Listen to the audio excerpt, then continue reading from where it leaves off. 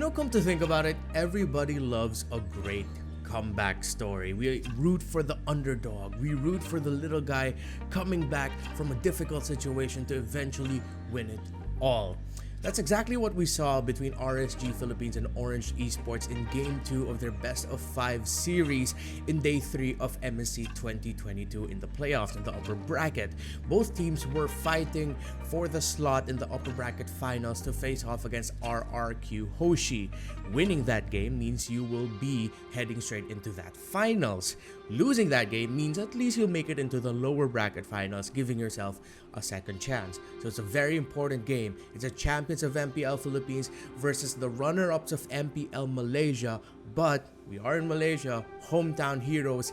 Here is how RSG PH got to come back in this crucial game number 2.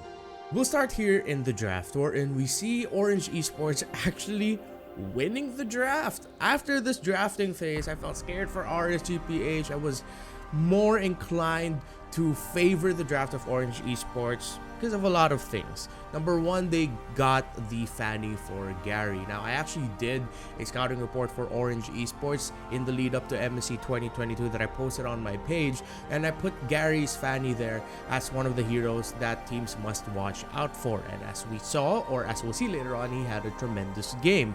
But in terms of the lineup itself for Orange Esports, it's incredibly well balanced. Having a Lolita and a Eve together gives you a strong objective team fighting team. Paired up with a Fanny, it's no surprise why we'll see later on Orange Esports got all 3 turtles of the game. The Toms, the reworked Toms, or the slightly changed up Toms, the fact that you can call back his scythes now, it changes, all that stuff. It's one of the few heroes that can really give Esmeralda a difficult time in lane. This isn't the first time where we saw Nats as an Esmeralda in the XP lane have a difficult time going up against a Toms. The last time I remember seeing that happen was against Sun Sampak of IDNS in the group stages, or I believe it was in the group stages. Yeah, in the group stages. Where Sun Sampak gave Eman a difficult time, and he was also using a Toms at that time. And of course, having the Moskov, it's one of the hottest marksmen right now. I think you can considerably say that it is part of the meta.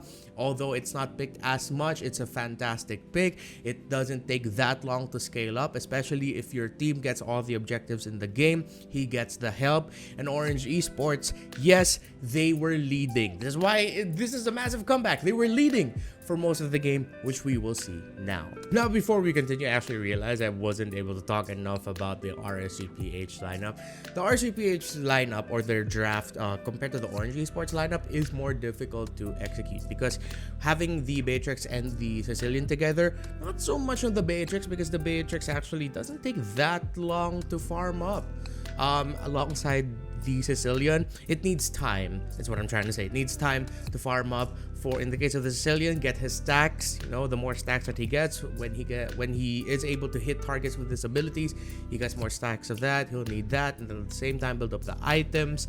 And yeah, for the lineup of RSGPH, it's just really Orange Esports won this draft, but that doesn't mean that it was impossible for RSGPH to come back. It just meant that what they needed to do in the game was more difficult in terms of how they want to succeed, of how they'll be able to succeed. Orange Esports, when you look at their lineup, it's very clear the things that they need to do to win this game. For RSGPH, it's a little bit more varied. There's a lot more factors to consider. Orange, if they can just land their ultimates, chain their team fighting well together, their abilities are fine, and it won't be that difficult. Fight under the real world manipulation. Have the Toms cut the back line, come in for the sandwich play. Have the Fanny just fly around or stay alive. If it's an objective team fight, get the objectives or fly around, deal damage. You're usually going to be seeing each other in the jungle anyway, where there's a lot of walls to really maximize the cables of the Fanny, so there's that. You also have the Numenon Blast of the Lolita that has a lot of control. See, the Orange Esports lineup, in terms of how they want to fight, is a little bit more clear. And as we were talking about earlier, as you can see on your screen right now, Orange Esports has or were able to secure all the turtles, and as you see at this point in the game, 6 minutes and 47 seconds and counting, Orange, this is when they'll get the third turtle and these side lanes have already been pushed. So there's not a lot of room for Eman to farm. RSGPH will really need to bide their time. You see here, this was a good fight by RSGPH. They were able to take down Valence there. That's what they needed to do. But at the end of the day, Orange Esports still got the turtle. Although RSGPH are keeping it close despite everything that has happened to them in the game so far, but Orange Esports are in the lead. Now, not long after Orange Esports got the third turtle of the game, you can actually see here, yeah, they still have their turtle buffs with them. And I feel like this is a good picture of the Orange Esports lead and the things that they have been able to achieve to get to this point in leading the game. You see Min, he was positioned here earlier in the shrub. Man is nearby. That's a very standard positioning there that you'd want your roamer and your mid laner to have. Roamer gets the info, mid laner supplement with damage, and if your jungler is nearby, then your jungler is going to fly in. Now you'll see here Orange Esports is actually going to be able to pick off Demon Kite. Real world manipulation catches, enough time for Gary to pick off Demon Kite, and this is just more of Orange Esports continuing the advantage that they have to make sure that they keep securing their lead. So that was a great call by Orange, great positioning by Min and Man alongside Gary, and with that mid tower down, this is the sign that RCPH will have to crawl back out of this, because Orange Esports looked like they were in the groove. Gary just stole the orange buff there. This looks very good for Orange. But how did RSGPH come back? Well, you'll see it here. For anyone who's watched this game, this is the moment where everything changed. This is their when the Fire Nation attacked moment. Avatar. I'm trying to reference. Okay, never mind. But the Light will get a very crucial 4-man catch with his ultimate here. RCPH will be able to follow up and they'll be able to get key targets. However, you'll see again the Moskov, the terror that a Moskov brings to a team fight as long as he stays alive. There, Light gets the catch. You see, RSGPH follows up, but look at Valence just freely hitting. Although, Gary, Min, and Born were taken down on the side of Orange, while RSGPH only lost Light and Nath. Still very important, but I like the call here for Orange Esports for them to try and get this Lord. Even though they knew they were deficit, they were behind, or they didn't have the advantage in this team fight is what I'm trying to say.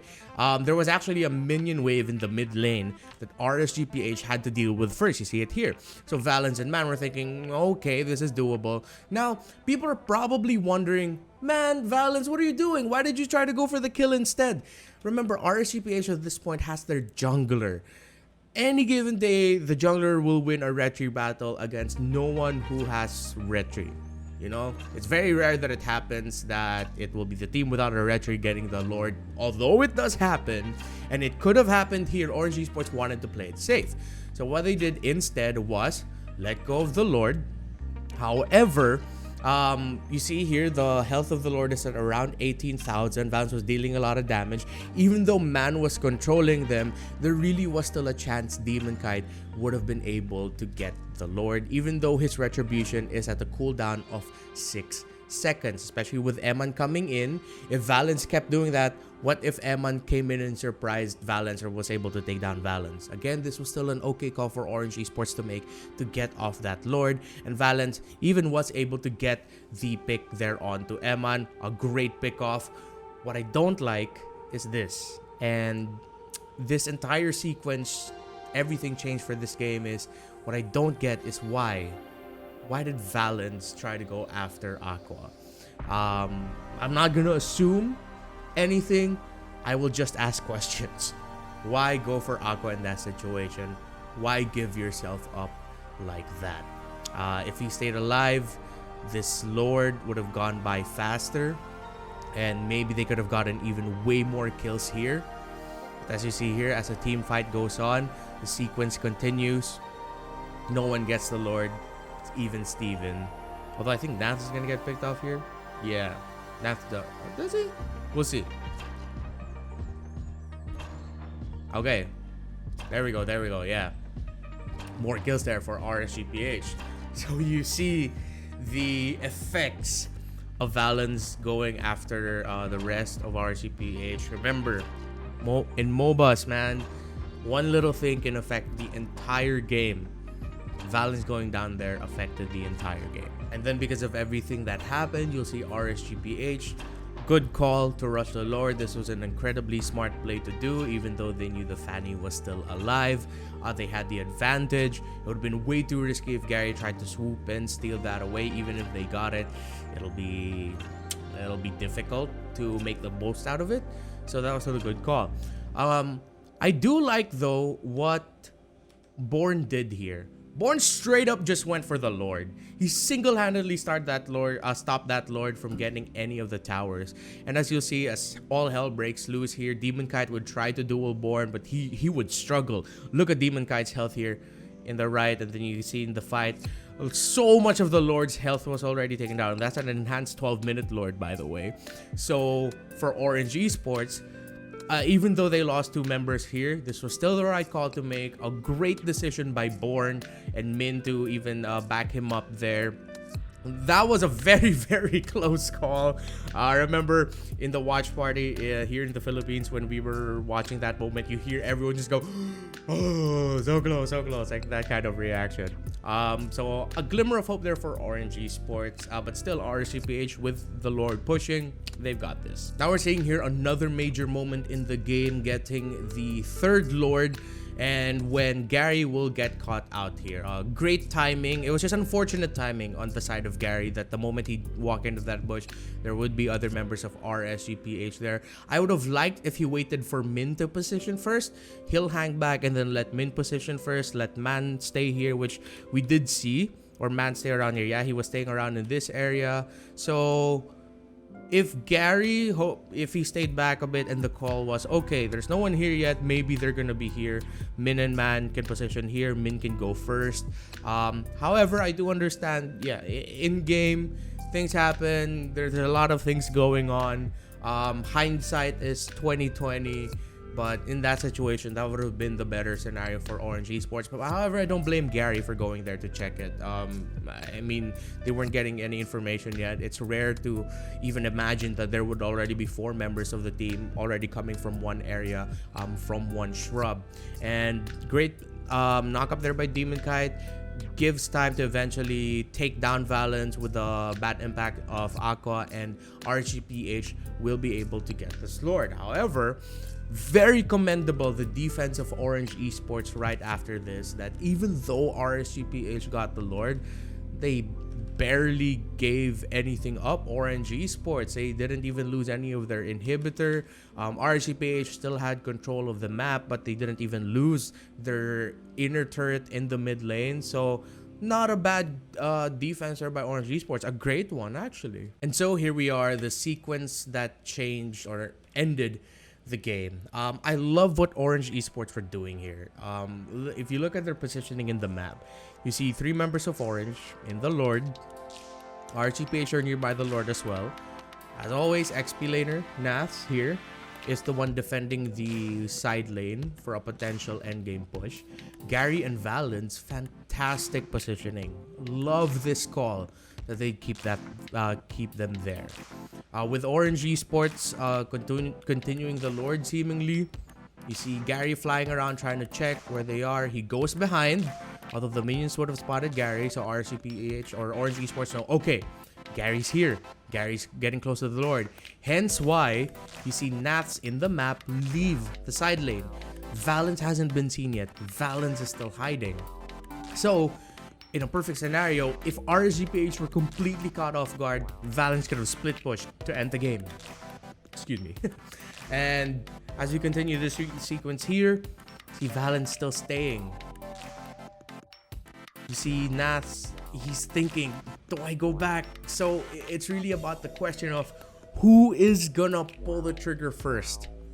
And so you see here Orange Esports, the trigger was pulled by RSGPH with a beautiful ultimate flicker from light to pick out Man. And that was the signal. Alright, it's go time. Naths shows himself in the mid lane. What I'm not sure is if Min was able to spot it.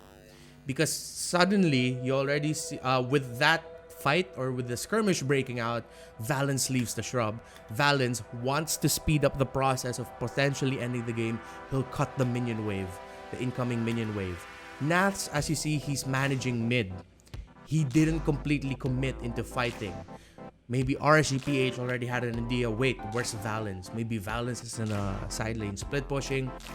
Hence why Naths was able to quickly go back. He didn't full commit into the fight. There was one member of RSG PH who could respond right away while the rest would try and follow up. Lord still not reset, so it's a game of chicken. Who's gonna go for it? Gary leaves to supplement Valens to help him out.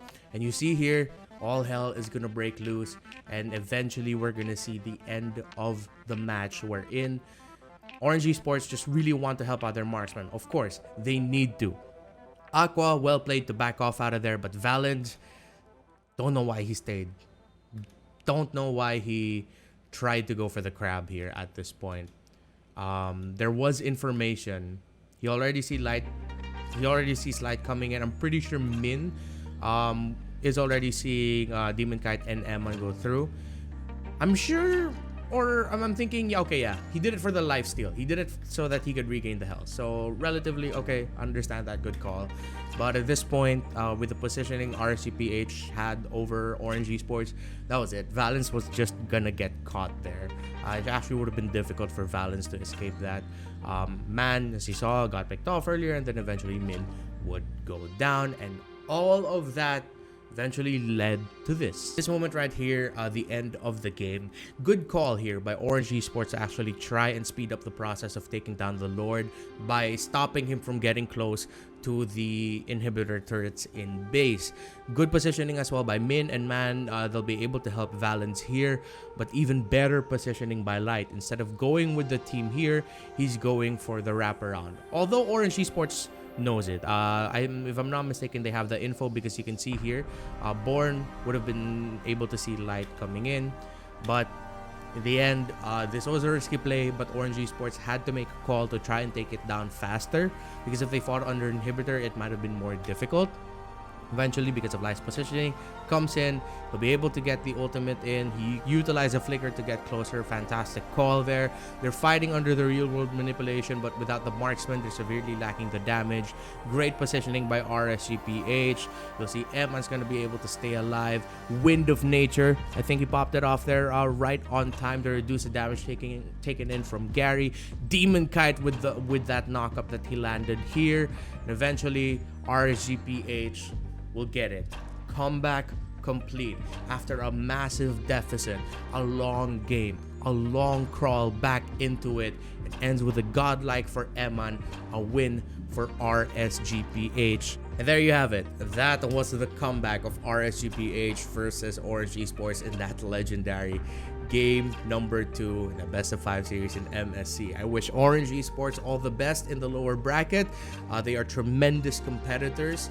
They had an amazing run in MPL Malaysia. Hopefully they can replicate that with an even deeper run here in MSC. Thank you all for watching. Hopefully you enjoyed that video.